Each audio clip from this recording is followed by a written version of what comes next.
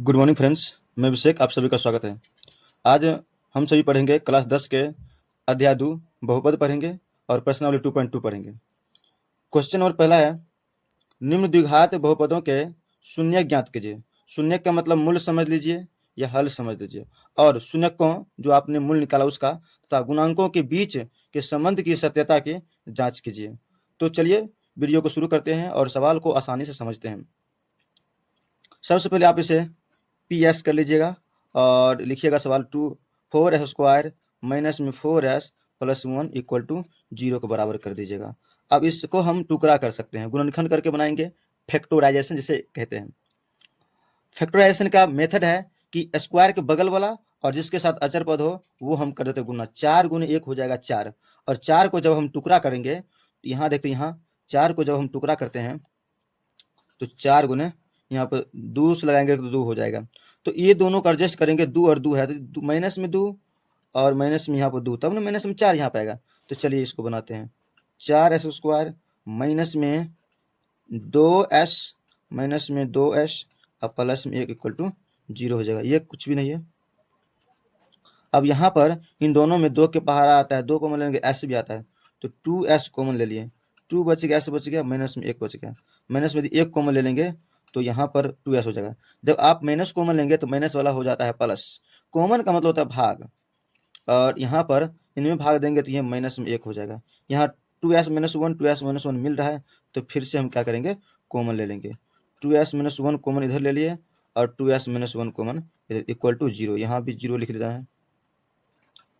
2s minus 1 को 0 के बराबर कर देंगे और 2s माइनस 1 को 0 के बराबर करेंगे। यहाँ पर यदि 2s आप रखिएगा तो कभी माइनस वाला संख्या बराबर का दूसरे ओर जाता है, ये प्लस में हो जाता है, और यहाँ s रखेंगे तो गुना वाला संख्या बटा में चला जाता है। फिर यहाँ पर वही प्रक्रिया करेंगे, यहाँ पर 1 हो जाएगा दूसरे हो जाएगा तो, और s रखेंगे तो 1/2 हो जाएगा। s इक्वल टू 1/2 1/2, ये आपका शून्यक निकल गया। अब हम करेंगे जांच, तो चलिए अगले पन्ना में जांच कर लेते हैं। जांच में आपको याद रखना है,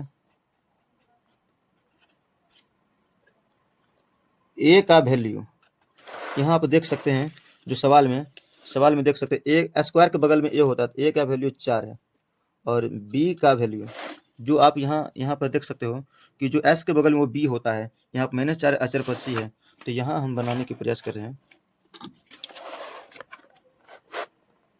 माइनस में 4 और c इक्वल टू 1, अल्फा मान बीटा का मान यहाँ देख सकते हैं। जो आपका हल आया है वही पहला अल्फा दूसरा बीटा मान लीजिए, 1/2 1/2 दोनों बराबर है, 1/2 1/2। तो पहला फॉर्मूला लगा दीजिएगा जांच में,